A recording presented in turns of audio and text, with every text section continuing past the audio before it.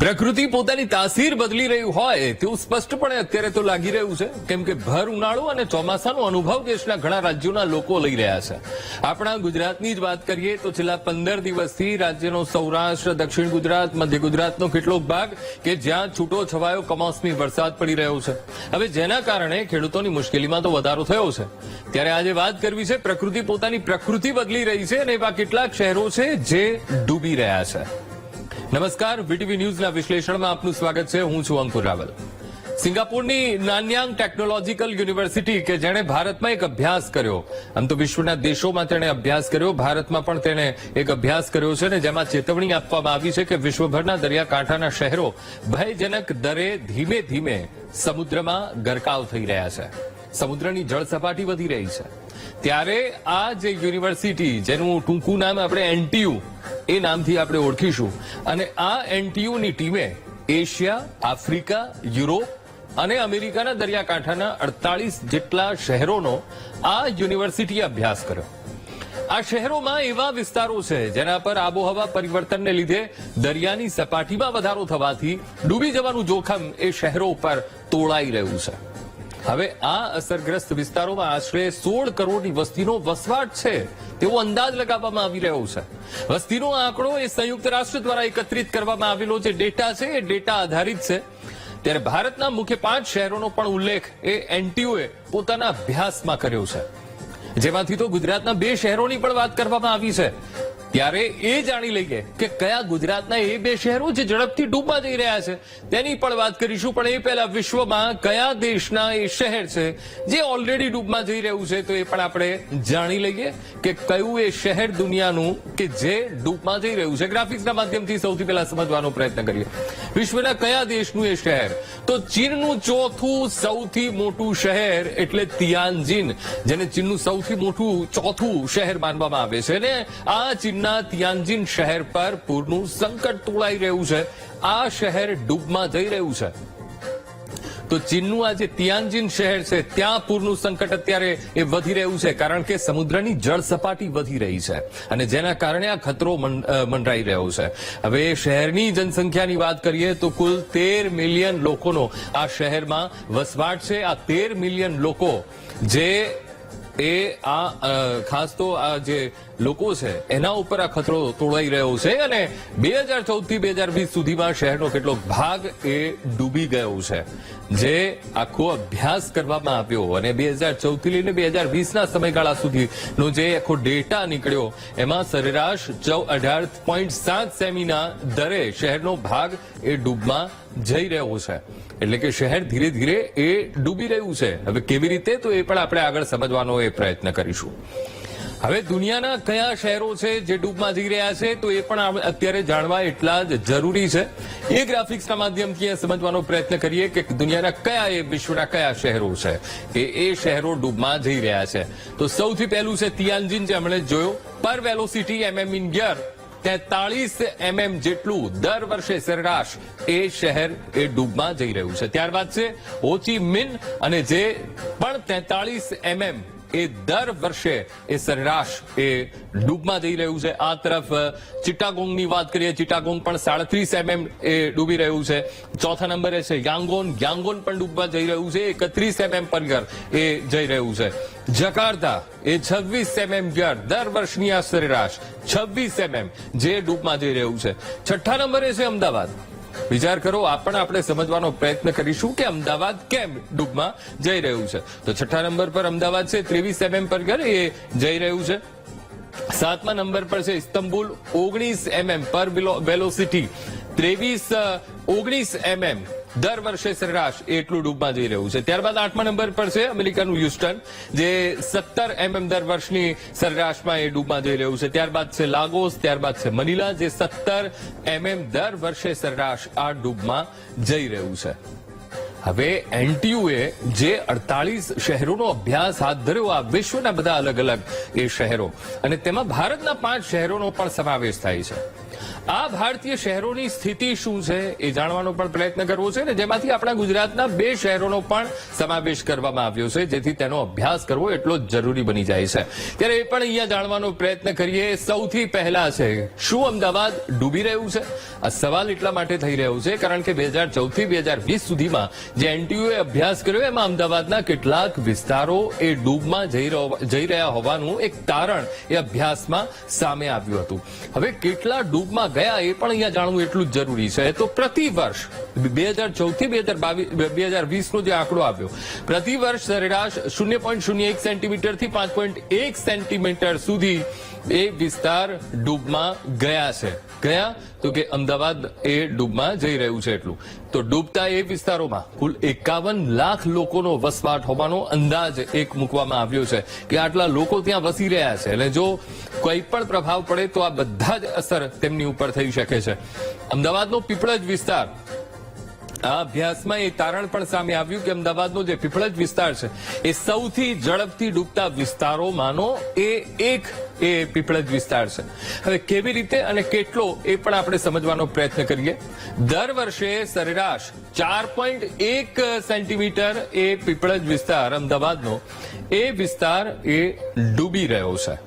અને હવે તમને એ સવાલ પણ એ થતો હશે કે અમદાવાદ હવે કેવી રીતે ડૂબી રહ્યું છે? અમદાવાદ તો દરિયા કિનારે તો નથી આવ્યું, દરિયા કિનારો દૂર છે, કેવી રીતે અમદાવાદ ડૂબે? તો એ પણ અહીંયા સમજવાનો પ્રયત્ન કરીએ. કારણો કયા છે જે એનટીયુના અભ્યાસમાં સામે આવ્યા છે? તો ઓગમેન્ટેડ ગ્રાફિક્સના માધ્યમથી એ સમજવાનો પ્રયત્ન કરીએ. કારણો કયા? તો અમેરિકન અવકાશ સંશોધન સંસ્થા એટલે કે નાસા એક વિશ્લેષણ નાસાએ કર્યું છે, અને એ વિશ્લેષણમાં એ ચોંકાવનારો એક આંકડો સામે આવ્યો. અને એના વિશ્લેષણમાં 2024માં સમુદ્રની જે સપાટી છે, સમુદ્રની સપાટી એમાં 0.59% સુધીનો વધારો થયો છે, અને જેના કારણે આ કારણો ઉદ્ભવી રહ્યા છે.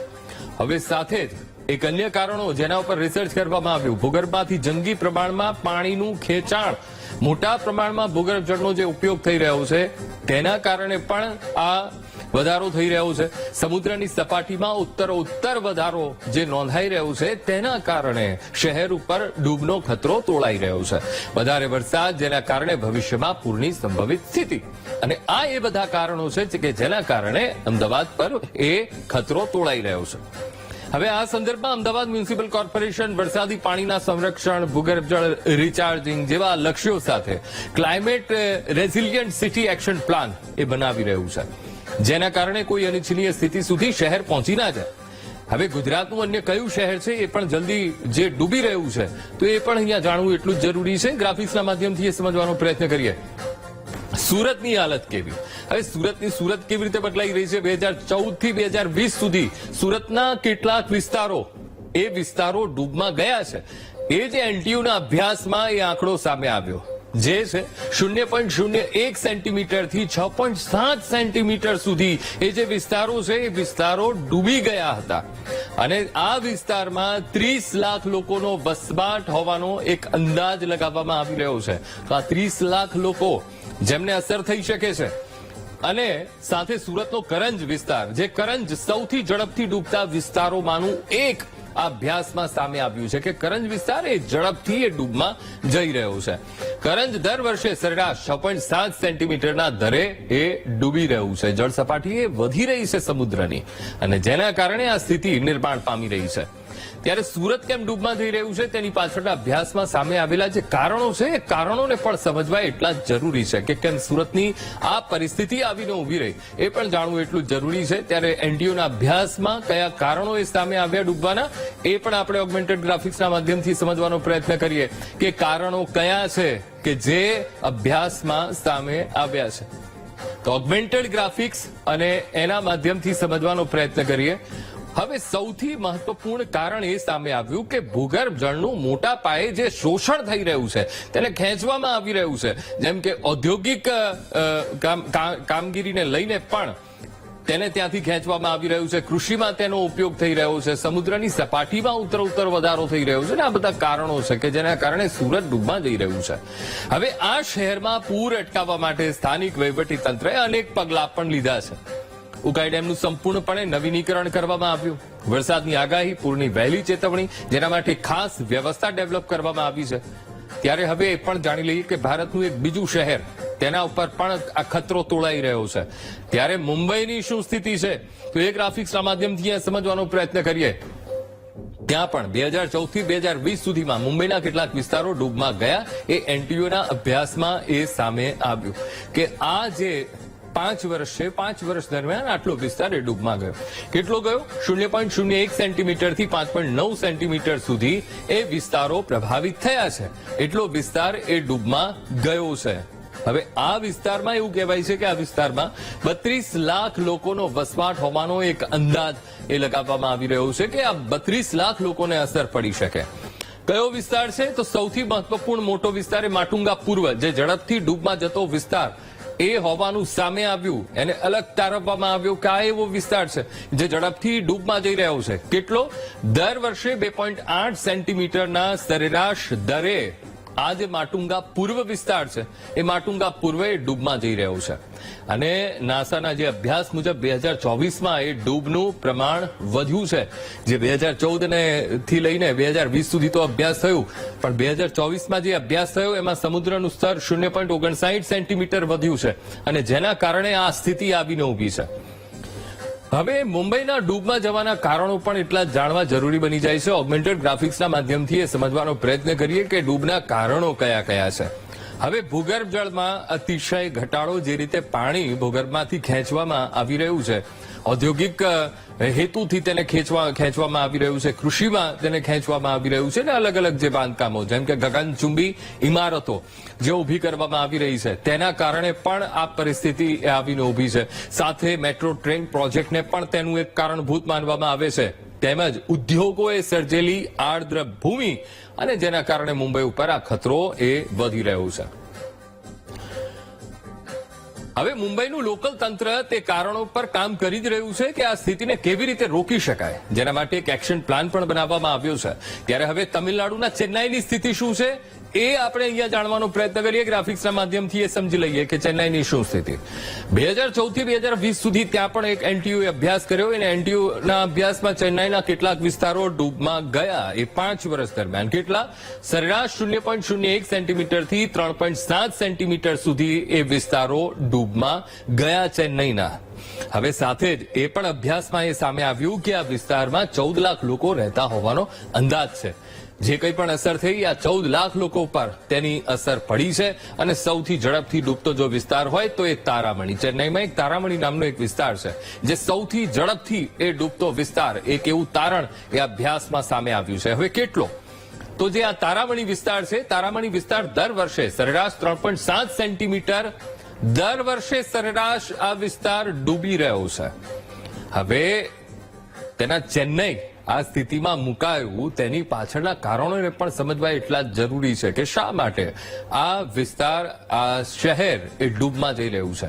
ઓગમેન્ટેડ ગ્રાફિક્સના માધ્યમથી એ સમજવાનો પ્રયત્ન કરીએ તો નાસાના એક અભ્યાસ મુજબ 2024માં સમુદ્રની સપાટીમાં વધારો એક મહત્વપૂર્ણ કારણ માનવામાં આવે છે. સાથે કેટલો એ વધારો થયો છે કે સમુદ્રી સપાટીનું સ્તર 0.59 સેન્ટીમીટર જેટલું એ સમુદ્રી સ્તર, જળસ્તરમાં વધારો થયો છે, જેના કારણે આ સ્થિતિ આવીને ઊભી છે. અહીંયા પણ સેમ જ ભૂગર્ભ જળનું ખેંચાણ ઔદ્યોગિક હેતુના માટે, કૃષિ માટે જે ઔદ્યોગિક જળનું ખેંચાણ કરવામાં આવી રહ્યું છે, તેનું શોષણ થઈ રહ્યું છે, તેના કારણે પણ આ સ્થિતિ આવીને ઊભી રહી છે. હવે આ અસર ઘટાડવા માટે પણ સરકારે ભૂગર્ભ જળ વ્યવસ્થાપનમાં સુધારા, જળ સંસાધનોની ઓળખ અને પર્યાવરણીય અસરના ડેટાને ધ્યાનમાં રાખી નિર્માણ કાર્ય કરવા જેવા પગલાં પણ ત્યાંના તંત્રએ લીધા છે. હવે કોલકાતા પર નજર કરી લઈએ, કારણ કે કોલકાતાનું પણ નામ આ લિસ્ટમાં સામેલ છે. કોલકાતાની સ્થિતિ શું છે તો એ પણ અહીંયા ગ્રાફિક્સના માધ્યમથી જાણવાનો પ્રયત્ન કરીએ. ત્યાં પણ 2014 થી 2020 સુધીમાં અભ્યાસ કરવામાં આવ્યો, અને કોલકાતાનો કેટલોક વિસ્તાર ડૂબમાં જાય છે એ અભ્યાસમાં સામે આવ્યું. કેટલો? તો 0.01 સેન્ટીમીટરથી 2.8 સેન્ટીમીટર સુધીનો એ કોલકાતાનો એટલો વિસ્તાર એ ડૂબમાં જઈ રહ્યો છે. હવે કયો વિસ્તાર છે? સાથે આ વિસ્તારમાં 90 લાખ લોકોના વસવાટનો અંદાજ લગાવવામાં આવી રહ્યા છે કે આ 90 લાખ લોકો પર તેની અસર પડી છે. હવે કોલકાતાનો એક ભાટપારા વિસ્તાર છે અને આ ભાટપારા વિસ્તાર જે સૌથી ઝડપથી ડૂબતો વિસ્તાર એને ત્યાં મૂકવામાં આવ્યો છે. હવે વાર્ષિક સરેરાશ 2.6 સેન્ટીમીટર જેટલો આ વિસ્તાર એ ડૂબમાં જઈ રહ્યો છે. તો હવે તેની પાછળના કારણો પણ અહીંયા જાણવાનો આપણે પ્રયત્ન કરી લઈએ કે એવા કયા કારણો છે કે જેથી કરીને કોલકાતા ઉપર આ સંકટ તોળાઈ રહ્યું છે. ઓગમેન્ટેડ ગ્રાફિક્સના માધ્યમથી સમજવાનો પ્રયત્ન કરીએ. નાસાનો અભ્યાસ, નાસાએ જે વિશ્લેષણ આપ્યું અને એ અભ્યાસમાં દરિયાઈ સપાટીમાં ઉત્તરોત્તર જે વધારો થઈ રહ્યો છે એક મુખ્ય કારણ એ પણ આપવામાં આવ્યું. સાથે જ જે અભ્યાસમાં એક તારણ સામે આવ્યું કે દરિયાઈ સપાટીમાં તો વધારો થયો જ છે, સાથે સાથે ત્યાં પણ 2024 સુધીમાં સમુદ્રી સપાટી 0.59 સેન્ટીમીટર જેટલી એ સપાટીમાં વધારો થયો છે. તેમજ ભૂગર્ભ જળનું અહીંયા પણ જે રીતે બેફામ રીતે શોષણ થઈ રહ્યું છે તેના કારણે પણ આ પરિસ્થિતિ આવીને ઉભી છે. અને આમ થતું રોકવા માટે કેન્દ્ર સરકારે પર્યાવરણ પ્રભાવ અહેવાલ મુજબ ભૂગર્ભજળ સંવર્ધન, જળ સ્ત્રોતોની ઓળખ, નિર્માણ કાર્યો પર નજર રાખવા જેવા કાર્યક્રમો શરૂ કર્યા છે. ત્યારે હવે આમાં ચીનનું ટોક્યો જેણે આ સ્થિતિમાંથી બહાર નીકળવા માટે એક સમાધાન ગોતી લીધું છે. ત્યારે એ સમાધાનને પણ અહીંયા સમજવાનો પ્રયત્ન કરવો છે, કારણ કે ટોક્યો માટે પણ એવું કહેવાતું હતું કે ભાઈ આ ડૂબમાં જઈ રહ્યું છે અને તેના માટે તેના ઉપર અભ્યાસ પણ કરવામાં આવ્યો, પણ ત્યાંના તંત્રએ થોડાક પગલાં લીધા અને તેના કારણે એ સમાધાન ખોળવામાં એ લોકો સફળ રહ્યા છે.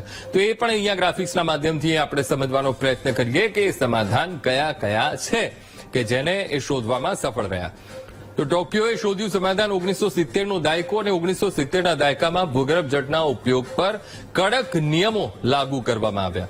આમ તો ખૂબ લાંબા સમયથી એ પરિસ્થિતિમાં ટોક્યો મુકાયું છે અને ટોક્યો શહેરમાં જળસ્ખલન અને ભૂસ્ખલનમાં નોંધપાત્ર ઘટાડો થયો છે. જે આખી એ યોજના એ અમલમાં મૂકી તેના કારણે એ નિયમ જ્યારે કડકપણે અમલવારી કરવામાં આવી ત્યારે આ પરિણામો તેમને મળ્યા છે. ટોક્યોમાં પાણી પુરવઠા વ્યવસ્થાપન માટે પ્રણાલી પણ એક બનાવવામાં આવી છે અને કડક હાથે તેનું પાલન પણ કરવામાં આવી રહ્યું છે. હવે વૈજ્ઞાનિકો અનુસાર ભૂસ્ખલન અથવા તો જમીન દસ્તી અટકાવવાનો આ સૌથી અસરકારક રસ્તો છે અને એનટીયુના એક અભ્યાસ અનુસાર 2014 થી જે 2020 વચ્ચે ટોક્યોના કેટલાક નાના વિસ્તારો દર વર્ષે સરેરાશ 0.01 સેન્ટીમીટરથી 2.4 સેન્ટીમીટર ડૂબી ગયા હોવા છતાં ટોક્યો શહેર એ વધુ સ્થિર છે તેવું માનવામાં આવ્યું. હવે શહેરોને ડૂબમાંથી કેવી રીતે બચાવી શકાય તેના માટેની રીત પણ વિકસાઈ રહી છે. તો એ પણ આપણે ઓગમેન્ટેડ ગ્રાફિક્સના માધ્યમથી સમજવાનો પ્રયત્ન કરીએ કે કેવી એ રીત છે ને કેવી રીતે તેને બચાવી શકાય. તો નિષ્ણાતોએ એ મત પ્રગટ કર્યો કે ભાઈ નદીમાંથી શુદ્ધ પાણી એ કુવા મારફતે જમીનમાં પંપ કરતા રહેવું કે જેથી કરીને આ પરિસ્થિતિમાં કોઈ શહેર કોઈ દેશ આ પરિસ્થિતિમાં ન મુકાય. એક સ્પોન્જ સિટી સિદ્ધાંત તેને અનુસરવો તેવું પણ કહેવામાં આવ્યું છે. તો ફૂટપાથ માટે છિદ્રાળુ કોન્ક્રીટ અને ડામરનો ઉપયોગ ટાળવા માટે કહેવામાં આવ્યું છે અને સાથે જ કુદરતી રીતે શોષી લે તેવી સપાટીનો પણ ઉપયોગ કરવો તેના માટે એક સૂચન કરવામાં આવ્યું છે. સાથે કયું સૂચન છે? તો બગીચા છે, ભીના મેદાનો છે, હરિયાળી જગ્યાઓના નિર્માણને પ્રાથમિકતા આપવી, ત્યાં પ્રોત્સાહન આપવું, જેના કારણે આ જે ડેવલપમેન્ટ કરવું, વરસાદી પાણી સંગ્રહી શકે તેવા તળાવોના નિર્માણ કરવા, આ બધા બચાવના કારણો આપવામાં આવ્યા છે. હવે નિષ્ણાતો પોતાનું મત પ્રગટ કરતા એ કહી રહ્યા છે કે આ પરિસ્થિતિના સમાધાન માટે લાંબા ગાળાની રાજકીય પ્રતિબદ્ધતા હોવી એટલી જરૂરી છે. સાથે જ પ્રારંભિક તબક્કામાં ભૂગર્ભજળના નિષ્કર્ષણ પર નિયંત્રણો મૂકવા પણ જરૂરી છે. તો જ આ પરિસ્થિતિમાંથી ઉગરી શકાય.